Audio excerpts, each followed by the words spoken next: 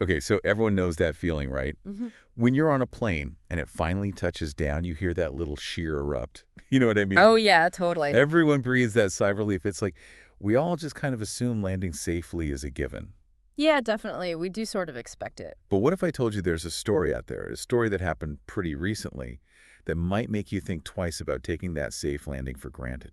Uh, oh, that sounds ominous. I'm all ears. Well, strap in because today we're taking a deep dive into an incident that could have been absolutely catastrophic. Go, okay. I'm intrigued. Lay it on me. Picture this. March 13th, 2024, Surat Airport in India. Got it. An Air India Express A320 flight, AXB 172, just arrived from Sharjah. Okay. Seems like a routine flight, right? So far, so good. But here's the thing. While they were taxiing, this plane came unbelievably close to a major collision. Oh, hold on. Taxing? You mean like when the plane is moving on the ground? Exactly, right after landing. Oh, wow. Okay, so what happened? Was it another plane? You could be surprised it almost hit a construction truck. A construction truck? What was a truck doing on the runway? Well, not quite the runway, but the apron. You know, that area where planes park and get serviced. Right, right. Anyway, Surat Airport was undergoing some construction work at the time, so there were vehicles and equipment around. Oh, I see. That makes it a bit clearer, but still a construction truck. That's pretty wild. It really is. And get this, there were 54 people on board that plane. 54. Wow, that could have been disastrous. Absolutely. It could have been a major aviation accident with who knows how many casualties, not to mention the damage and the ripple effects. I'm already feeling a little anxious just thinking about it. Yeah. It's a pretty intense story, but what's even more unsettling is that it almost happened because of something we all rely on without even thinking about it, markings on the ground. Markings. You mean like the lines and signs that guide the planes? Precisely. They're supposed to be like a roadmap for the pilots, but in this case, they were more like a trap. A trap. How so? Well, we've got all sorts of sources for this deep dive. Incident reports, eyewitness accounts, the whole 9 yards. Okay, so let's dig into this. How did some markings almost cause a major aviation accident? Okay, so let's break it down step by step. First, you've got to understand that the crew piloting this Air India Express flight were no rookies. Okay, experienced pilots, though. Oh, yeah. They had over 6,500 combined flight hours between them. So we're talking serious expertise here. That's a lot of time in the air. So what went wrong? 6,500 hours, and they still managed to almost hit a truck? That's the crazy part, right? Yeah. And that's what makes this story so important. It shows how even the most experienced professionals can make mistakes, especially when things get complicated. Okay, I'm listening. This is getting interesting. So these pilots are landing at night. It's already a bit more challenging than daytime, you know? Sure, makes sense. Visibility is lower. Plus, they're dealing with the stress of a long flight. They've been up in the air for hours. Yeah, that mental fatigue can definitely play a role. And to top it all off, they're landing at an airport that's literally under construction. So there's all this extra activity and distraction around them. Yeah, I see where you're going with this. It's like that perfect storm of factors that can lead to even the best of us slipping up. It all boils down to something called situational awareness. Right, being aware of your surroundings and what's going on. Exactly. And in this case, the pilot's situational awareness was compromised. They weren't fully grasping the situation on the ground. Okay, so they're tired, it's nighttime, there's construction going on. What's the connection to the markings on the ground, though? Well, think about it. They're landing, they're taxiing, they're looking out for guidance, and they see markings right. Makes sense. They're following what they think are the correct instruction. Exactly. But the problem was those markings were outdated. Outdated. So like old instructions they were following. Pretty much. It's kind of like when you see those faded lane lines on a highway. You know? Oh, yeah. You can barely tell what lane you're supposed to be in sometimes. It's like that, except in this case, the stakes are a lot higher than just changing lanes. Right. We're talking about a potential plane crash, not a fender bender. Exactly. And to make matters worse, the airport operators hadn't fully removed the old markings or put up clear signs indicating the closure. Oh, no. So they were basically being led astray by these ghost markings. You could say that it was like a visual trap just waiting to happen. Wow.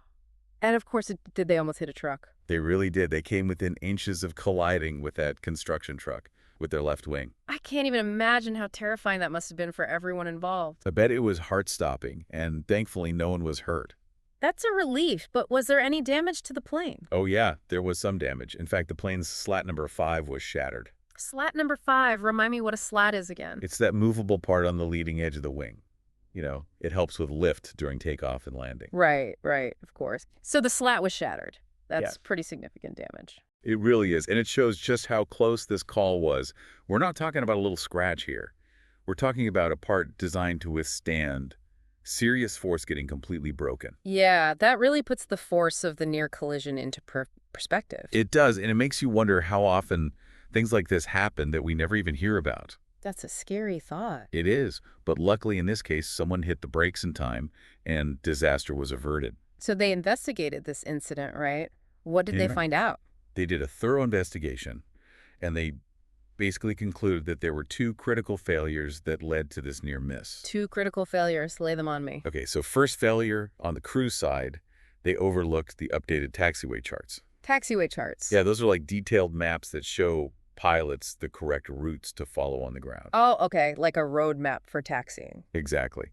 And in this case, the pilots either didn't consult these charts properly or they missed some crucial information. But wait, I thought you said they were experienced pilots. Wouldn't they be familiar with these charts? They would. And they are, but remember the context, they were tired. It was nighttime, and there was all this construction going on around them. It's easy to imagine how they could have been distracted or missed a detail. Yeah, I guess even the most routine tasks can become difficult when you're under pressure and facing multiple distractions. Exactly. It's a reminder that we're all human, even the most highly trained professionals, and sometimes things slip through the cracks. Okay, so that's failure number one. What about the second one? The second critical failure was on the airport operator side. Remember those outdated markings we talked about? The ones that led the pilots astray. Right. Well, the investigation found that the airport operators didn't completely remove the old markings or put up clear closure signs. So basically they set a trap for the pilots. In a way, yes, it was a recipe for confusion and disorientation. And it highlights how crucial it is to have clear, unambiguous signals in any system, especially one involving the safety of so many lives. Couldn't have said it better myself. Okay. It's like that saying, an ounce of prevention is worth a pound of cure. Exactly. In this case, a few extra signs and some clear communication could have prevented a potential disaster. Absolutely. This whole incident actually reminds me of a concept they talk about a lot in safety training. It's called the Swiss cheese model. Swiss cheese model, I'm not familiar with that one. It's a way of visualizing how accidents happen.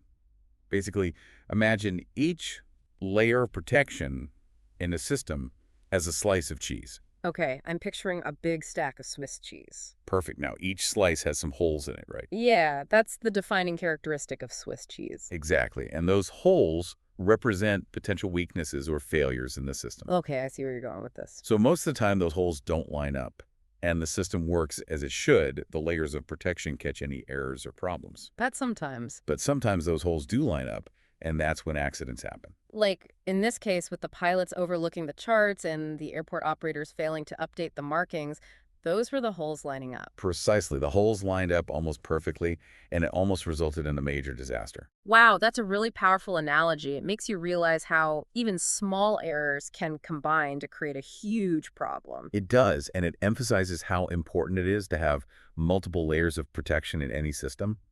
You know, redundancy is key. Redundancy, so if one layer fails, there's a backup ready to catch it. Exactly. It's like having a safety net. That makes a lot of sense, especially in aviation where the stakes are so high. Right. We're not just talking about spilled coffee here. We're talking about human lives. And a lot of money, too, right? Planes aren't cheap. That's true. And speaking of money, this near miss wasn't exactly cheap either. Oh, yeah.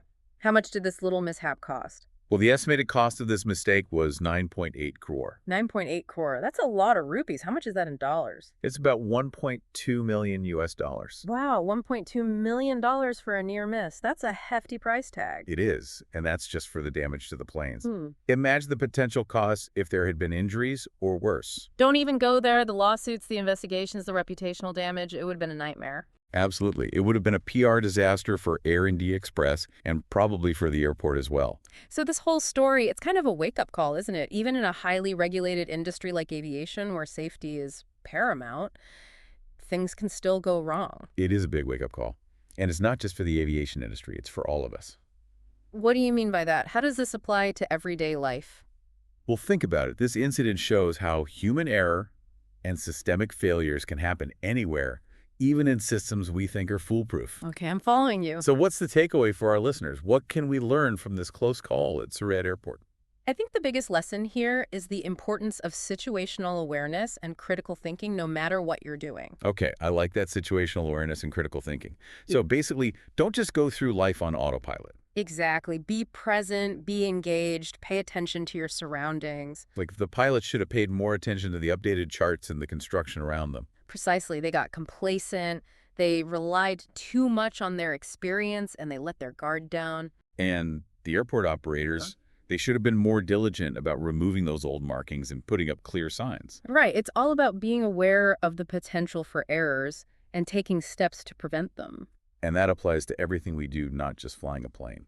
Exactly. Think about it. How often do you blindly follow GPS directions without really paying attention to where you're going? Oh my gosh, all the time. Especially when I'm in a new place, I just blindly trust the little voice on my phone. Or how often do you trust a website without verifying the information?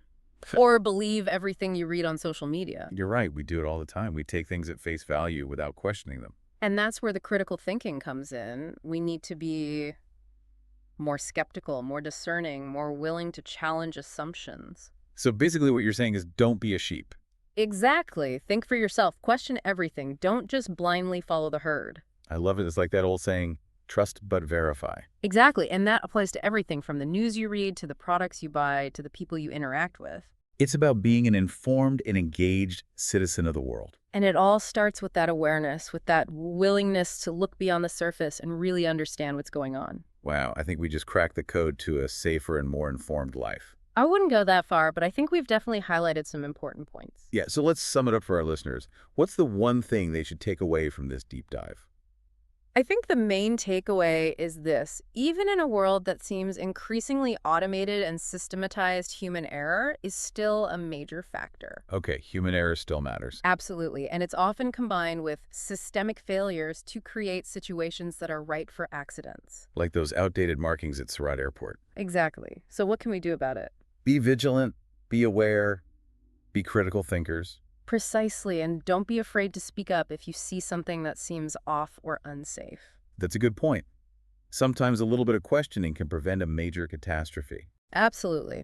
So next time you're in any situation, whether it's driving using technology or even just crossing the street, take a moment to assess your surroundings, question your assumptions, and make sure you're not blindly trusting a system. Because you never know when those Swiss cheese holes might line up. Exactly. Stay safe out there, folks. And that's a wrap on this deep dive. Thanks for listening.